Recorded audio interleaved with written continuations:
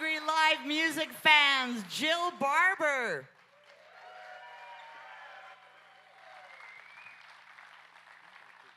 Thank you. Wow, was that amazing or what? Magical. Candace, you are so sweet, and I was just such a pleasure meeting you. Is it okay if I put that there? There we go. It was such a pleasure meeting you and Lauren at the Edmonton Folk Festival, and you told me all about this, and now here we are. The dream has been realized for me, so thank you so much for having us. Well, it was a year in the making. We met Jill at the Edmonton Folk Music Festival a year ago last summer, and that was thanks to the wonderful Lisa Jacobs and Russell Broom, who informed us that they would be supporting Jill, so we went to that show. And it was amazing. Your dress is spectacular. I love that too. Everything about you, we just absolutely love. You know, this is why I love coming to see. I mean, you have taken such good care of me from the moment I landed. I flew in from Toronto yesterday. The flight had been delayed. I arrived at the beautiful Hotel Arts late and tired, and there was like this beautiful care package in my room. Like, I felt very cared for. And I have the whole experience, yourself, the whole crew, this band, which is my Calgary band that I get to play with when I come here. So, yeah. Well, it has been an honor to do everything, and we're so happy that it finally happened and that you're here. I really enjoyed researching you. You have done so much in your life. It's incredible. I kept having to go back to various articles and like, when was this and when was this? And I've been at it a long time. Well, you're still very young, and you've got a lot of years left for playing. But we know that you attended Queen's University, and early on in your career, you opened for Chris Christopherson. Yes. Yes, I did. And yes, Chris said, "You are a real songwriter. A damn good songwriter," is what he said. So that's pretty cool. Big time fan of Chris Christopherson. Same. I also know that, you've been nominated for a few Junos, but probably the most incredible one was the one that you won, performing with your brother Matthew, who is, yes.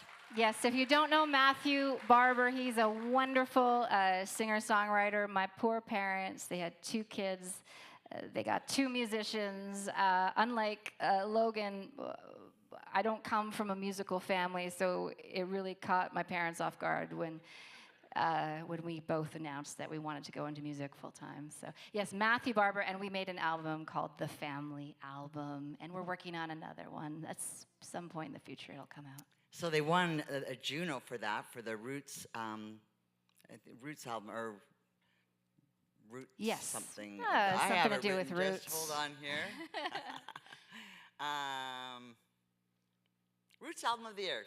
Contemporary Roots Album of the Year. There we go. There we go. Yeah. And I also thought it was really cool. You had mentioned in an interview that when you were 16 years old, Matthew bought you a record album.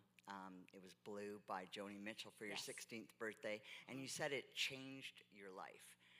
What was it about that album or about Joni Mitchell singing her truth that really changed your life and became a musician? It was literally, it resonated so deeply within my soul. This songwriter, this person who was putting it all out there for us to pick up and relate to.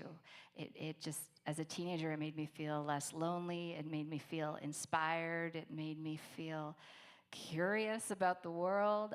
That is still my comfort album. I'll put it on frequently and sing along with every word. And it's just, and she's such a Canadian hero of mine, and is still going.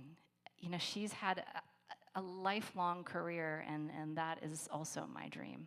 Yeah, she's pretty amazing. I can't remember what it was that I saw her on last year when she sang Both Sides Now, and it was just like, it just evokes tears. I mean, it's just so amazing that she's been around for so long and she's given us so much, and I'm so glad that she inspired you along the way as well.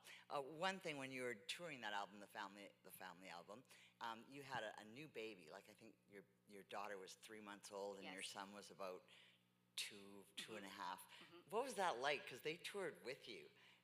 What was that like as a new mom touring this album with your brother? And I think maybe I read that your mom came along the way for part of it too. Any crazy stories about that? Well, I mean, that time was a crazy blur. When I had my first son, I did my first gig in New York City when he was just 6 weeks old. So my husband came along, and the three of us walked the red carpet at this premiere that I had the pleasure of playing, and it was crazy. But I didn't want to slow down. I just wanted my baby to come with me. And so my son was on over 100 flights in the first couple of years of his life. But then when he turned 2, you have to start paying. Okay, so. You're not traveling with us anymore. That's right. So then when he turned 2, he stayed home with my husband. And then when we had our daughter, and she was a new baby, she came out on the road with my brother and I, touring across the country and beyond. And it's true, I did have the very best tour nanny out there named Grandma.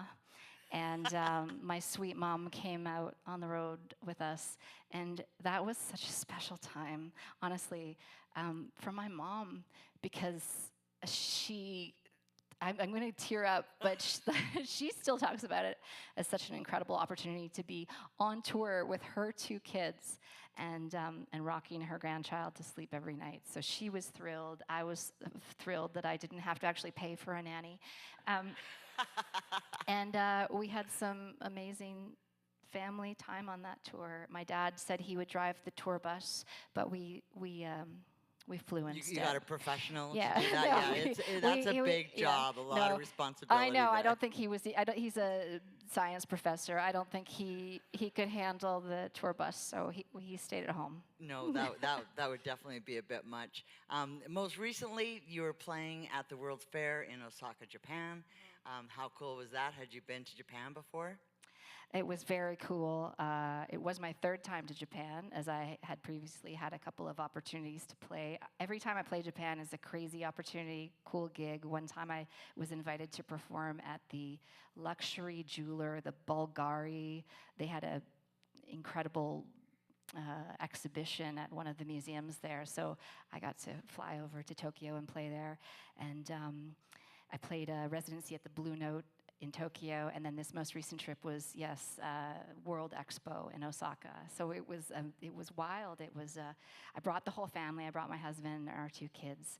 It was the ultimate field trip for them, and we played about 7 or 8 shows. And Japanese audiences are incredible, and I can't wait to go back again.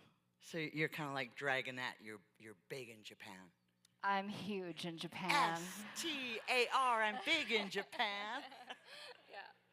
Well, Jill, it has been such a pleasure. I also didn't mention that she also went to the south of France to learn how to speak French, and she sings in both French and English, which is pretty That was cool. a tough one. And we did see Jill another time after the Edmonton Folk Music Festival, and that was at Jazz Fest. So yes, she is also an incredible jazz singer. So the multifaceted, so interesting Jill Barber. Thank you so much for gracing our stage. Thank you, Lisa, Candace. Russell, John, such a pleasure. Calgary Live music fans, Jill Barber.